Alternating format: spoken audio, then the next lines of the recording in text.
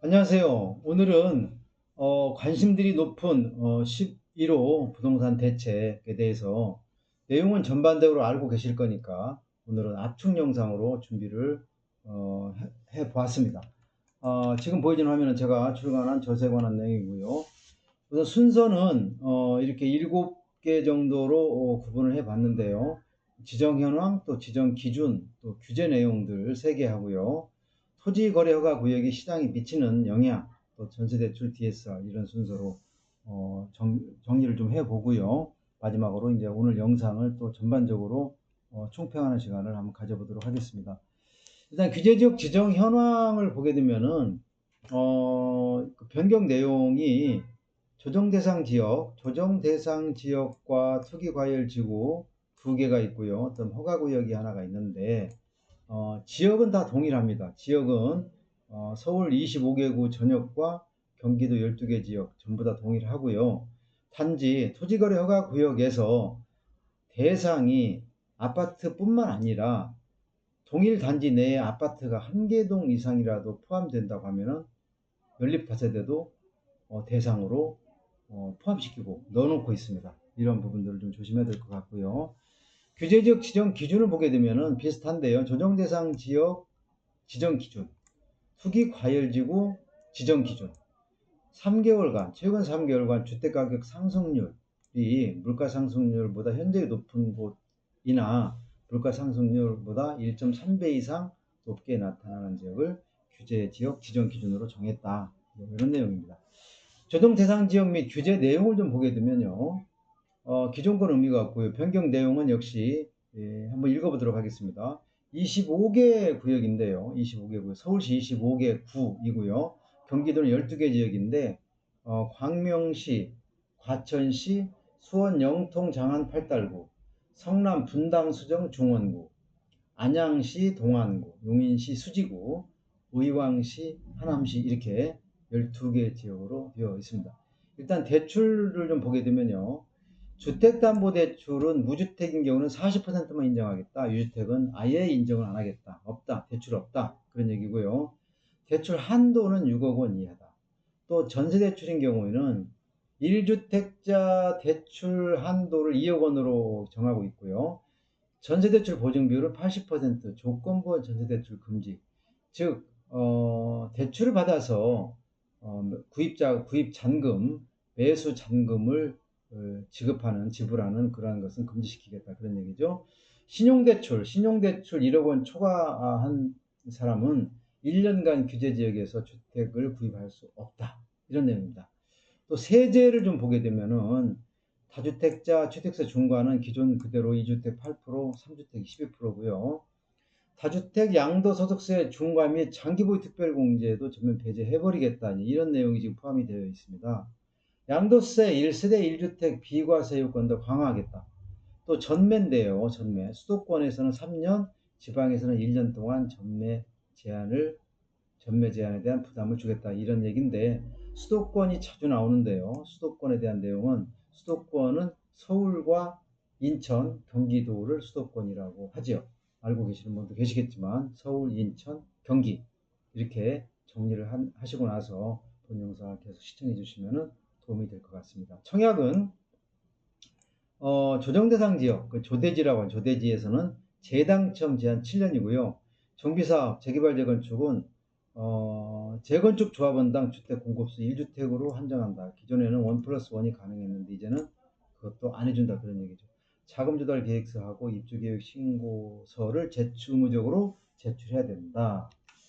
투기과열지구 및 규제 내용을 좀 살펴보도록 하겠는데요. 역시 변경되는 그 지역은 투기과열지구로 지정된 지역은 동일합니다.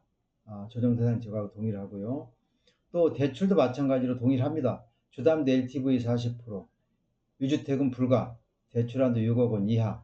전세대출은 1주택자 대출한도는 2억 원이고요. 전세대출 보증비율 80%, 조건부 전세대출 금지. 신용대출 역시 1억 원 초과 보유차주는 주택 구입이 1년 동안 제한된다. 이런 얘기고요. 세제는 추가로 이제 발표 내용이 나올 것 같고요. 투기과열지구의 세제는 전매 같은 경우에는 수도권은 3년, 지방은 1년으로 전매 제한을 시키겠다. 그런 얘기입니다. 수도권 또 나왔네요. 청약 같은 경우는 재당첨 제한 10년입니다. 조정 대상 지역에서 7년으로 되어 있는데 투기과열지구가 될 경우에는 투기과열지구는 10년이다. 재당첨 제한 기간. 그래서 이제 청약은 정말로 하늘의 별 따기다 이렇게 말씀드릴 수가 있겠습니다. 정비사업, 재개발 재건축 조합원 지위 양도 제한인데 예외가 있죠. 1번 재개발 지역에서는 관리처분 계획인가 이전에는 조합원 지위 양도가 가능합니다. 또 재건축 지역에서는 조합 설립인가 이전에는 역시 조합원 지위 승계가 가능하다는 점을 꼭 말씀을 드리고 넘어가도록 하겠습니다. 기타 자금조달계획서, 입주계획 신고, 증빙자료 제출 의무가 있다. 이런 얘기입니다. 토지거래 허가구역 및 규제 내용을 보겠는데 역시 변경되는 지역, 토지거래 허가구역 지역, 토지거래 허가구역이 지정된 지역은 변동사항이 없고요. 지정기간은 토허제가 실시되는 기간은 내년 2026년 12월 31일, 효력 발생일은 2025년 10월 20일이고요. 허가 대상은 아파트, 허가구역 소재 아파트와 그 단지 내에 아파트가 1개동 이상 포함된 연립 다세대 주택이고요. 기존에 서울시가 지정한 강남, 서초, 송파, 용산구 토지 허가구역은 아파트만 그대로 해당이 된다는 내용도 여기서 꼭 기억을 하셔야 될 것 같습니다. 지정 효과는 취득일로부터 2년간 실거주를 해야 된다. 취득일로부터 2년간 실거주를 해야 된다. 그래서 전세를 낀 취득은 불가능하다. 이제 이런 얘기가 되겠고요. 실거주 의무 위반 시 이해강제금 부과하겠다. 허가 또 취소하겠다. 이런 얘기입니다. 토지거래 허가구역 비주택 담보대출의 LTV는 40%로 강화하겠다. 굉장히 막강한 강력한 규제다 이렇게 볼 수가 있겠습니다. 개선 방안을 그러니까 변경 내용을 좀 보게 되면은요. 일단 15억 원 주담대 최대 한도는 6억 원이고요. 주담대 최대 한도는 6억 원인데 금액에 따라서 차별화를 시키고 있어요. 현재는 6억 원으로 이렇게 선을 그어놓고 있는데 변경되는 내용은 금액에 따라 차등화 시켜놓고 있는데 기억하기는 쉽습니다. 15억에서 25억을 먼저 기억을 하시면 됩니다. 4억입니다. 15억에서 25억 사이 주택 가격이 15억에서 25억인 경우는 4억이고 그 이하는 6억, 그 초과되는 경우는 2억이다. 이렇게 기억하시면 쉬울 것 같습니다. 시행 시기는 10월 16일 이렇게 발표를 하고 있죠. 자, 토지거래 허가구역이 이제 시장에 미치는 영향을 좀 보도록 할까요? 일단 지자체 허가하고 매매계약을 체결해야 서로 분쟁이 없을 것 같습니다. 계약을 해놓고 허가가 안 나올 경우에는 매도인 매수인 간에 분쟁이 예상이 되기 때문에 반드시 허가가 나온 후에 매매계약을 체결하시기를 권하겠습니다. 취득일부터 2년간 실거주 의무가 발생한다. 또 무주택자이어야 취득이 가능하다.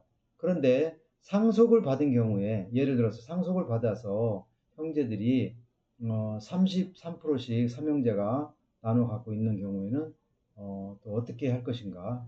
마찬가지로 여기도 해당이 됩니다. 지분 취득자도 유주택으로 해당이 되기 때문에 토지거래 허가구역에서는 지분 소유권을 갖고 있는 경우에도 불가능하다. 주택 취득이 불가능하다. 이런 말씀을 꼭 드립니다. 임대를 주고 있는 사람은 전세 만료 시점에 매도가 가능하다. 전세가 끝나야 실거주무 때문에 그렇죠.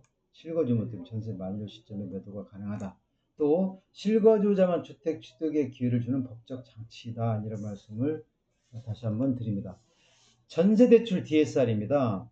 자, 1주택자가 수도권 규제지역에서 임차인으로 전세대출을 받는 경우 전세대출 이자 상환분 DSR, 전세대출 이자 상환분도 DSR로 반영하겠다. 즉, 그러면 전세대출 금액이 30% 이상은 감액이 된다. 대출 금액이 감액이 된다. 이렇게 정리하시면 될 것 같습니다.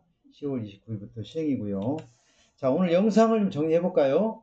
정비구역 내 조합원 지위 승계 문제점, 정비구역 내 조합원 지위 승계 문제점, 지분 소유자들 또 그 동일한 비율로 상속을 받은 형제 자매들은 어떻게 할 것인가에 대한 부분도 검토가 되어야 될 것 같고요. 실수요자 내 집 마련 기회를 박탈하지 말아야 한다 하는데 이번 정책은 실수요자들한테 가장 그 피해가 돌아가지 않을까 이런 생각을 해봅니다. 풍선 효과도 반드시 나타날 것이다. 이 풍선 효과에 대해서는 제가 추가 영상을 준비하도록 하겠습니다. 공급 증가를 위해서 빈집 및 소규모 주택 정비법을 좀 활성화시켜야 되지 않을까 그런 생각도 해 봅니다. 실수요자들이 집이 없어서 주택을 구입하지 못하는 그런 일을 방지하기 위해서는 신도시를 만드는 것보다는 원도심에 있는 소규모 주택, 즉 가로주택 정비 사업이나 모아타운, 모아주택 이런 것들을 좀 많이 활성화시켜서 가랑비에 옷 젖는다는 얘기가 있지 않습니까? 이런 곳을 활성화시켜서 여러 장소에서 정비 사업이 진행이 되면은 신도시를 만드는 그런 효과가 나타날 것 같습니다. 대출기재 실거주모 실소유자 중심의 정책이다.